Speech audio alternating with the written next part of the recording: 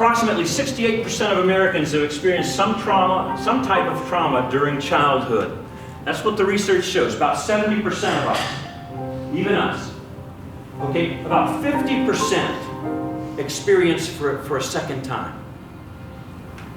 And when you get into areas of urban areas or high minority populations, they see an extraordinarily high rate of chronic trauma, where it's over and over and over. In America, every day, public school students are suspended every 2 seconds. A high schooler drops out every 9 seconds. Babies are born to an unmarried mother every 20 seconds. A child is arrested every 21 seconds. Public school students corporally punished every 30 seconds. Confirmed case of child abuse or neglect every 47 seconds in our country. A baby born to teen mothers every 1.5 minutes, and a child arrested for drug offense every 3.5 minutes. I think child is defined as 16. I didn't know what to do at that point. I had a child early. I had a child when I was in 9th grade. And I didn't know what to do. I feel like I had to stay home and I had to take care of him, but I didn't think there was any other choice that I had. Well, I've given you some questions to ask. And some of them ask some real hard questions. What are we doing? How are we intentionally doing this? I believe in intentionality. Nothing just happens because we want it to. If you cannot define the steps or list what you're doing, you're not making a difference.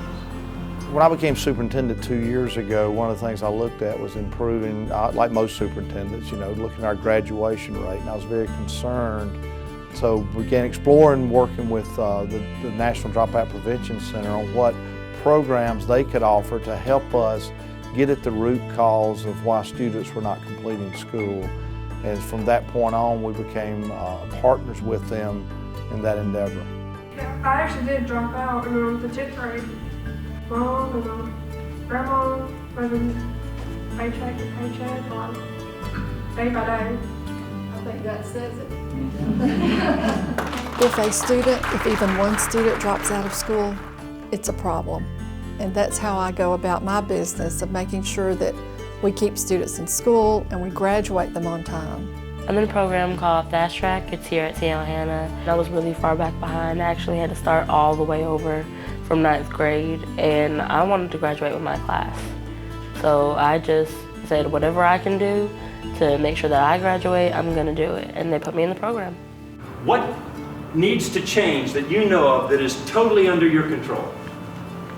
That's not school-wide, it's not area department-wide, it is with you and the way you interact with students. Intentionally, what needs to change that is totally under your control? I try to remind teachers too, look, you have students for 90 minutes for 90 days. That's all you have them. However, you still can build that relationship. No significant learning takes place without a significant relationship, and getting kids involved where they feel at home. If students here can understand how important education is and they can link that to what they want to do beyond high school, if we can help them make that link, then we can help them be more successful. What's working, what's not working, and what's worked in other places that we can use to improve the programs in our district. What works in one school may not work in another, but the Dropout Prevention Center worked with us hand in hand to tailor what our goals were with their evaluation and what they look for. And from that, we rolled it out to our middle schools. We have very high expectations for our students. We have a lot of those safety nets that we've been learning about today in this graduation summit. So we try to implement as many of those as we can, but I think it's our job in the middle school to address that. We can't wait till they get in high school. The people that you impact every day, you may not think they're at this deep level, and you may never see them, but you make a difference in their lives. I've been to several dropout prevention activities during the past 2 years. We developed a tool during that institute with the help of the institute leaders that we actually are currently using to do a better job of tracking students. So we know their names, they know what grade they're in, we know what they need to graduate, and we are focusing on them and what attention we can give them. We've been very pleased with the relationship We think it's been well worth our effort and the effort of the dropout prevention to help us develop a common language and goals of where we want to go. And one of the very first things we did was start with the PAR assessment.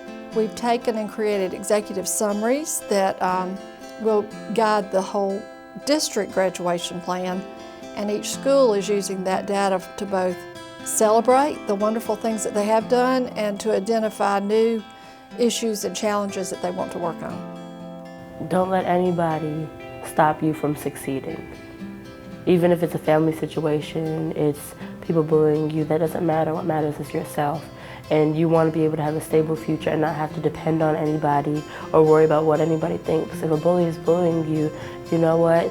You get graduation, you get degrees, and then when you're their boss one day, then that'll be that.